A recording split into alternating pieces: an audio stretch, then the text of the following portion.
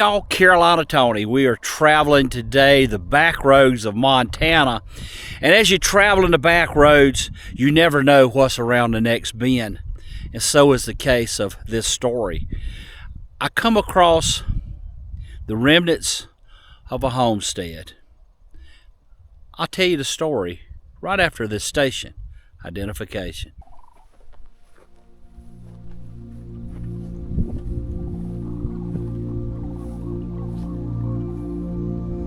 This is the Parker Homestead State Park.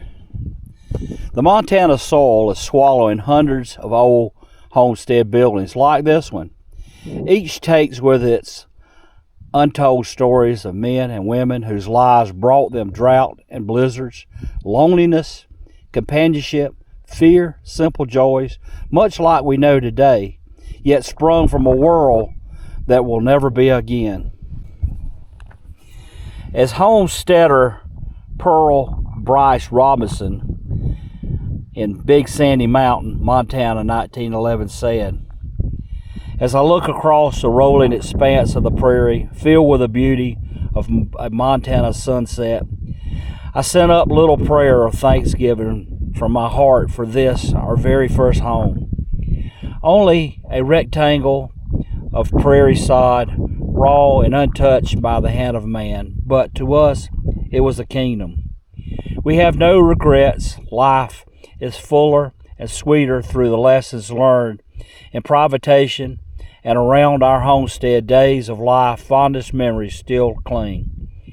We of Montana, now and always, I feel that creating a home and rearing a family in Montana has been a grand success, and my cup seems filled overflowing with sweetness and joy of living." Like the cottonwoods that shelter this cabin, the Parker family who built it dug their roots deep, weathered many seasons of hardships, and drank what substance they could from the soil. The Parkers were among thousands of Americans who took advantage of the Homestead Act of 1862 to take their dreams on the arid Montana plains.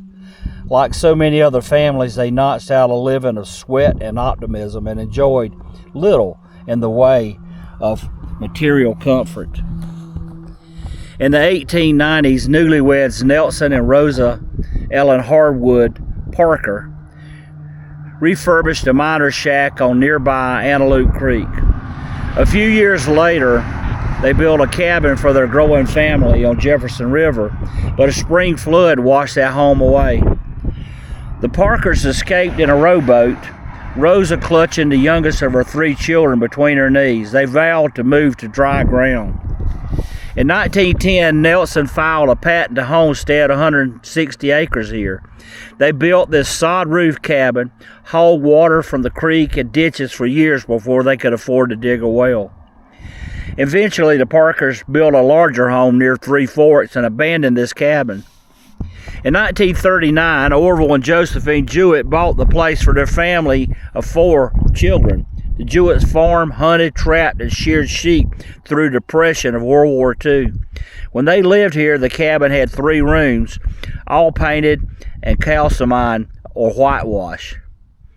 From the information that I have been able to uncover, this is one of Montana's smallest state parks, measuring about 1 acre in size, and it has been said that it is officially closed because the state couldn't afford to keep it up. It's still here, but pretty cool.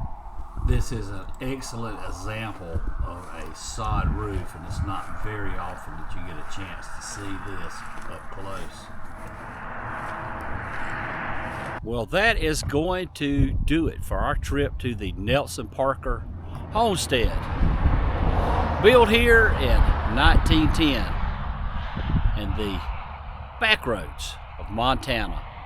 As I said, we never know what's around the next bend, but we'll certainly find out soon, because shortly we're going to head on down the highway. If you enjoyed this video, be sure to give us a big old thumbs up. Be sure to share with your family and friends. But until next time, y'all have a good day.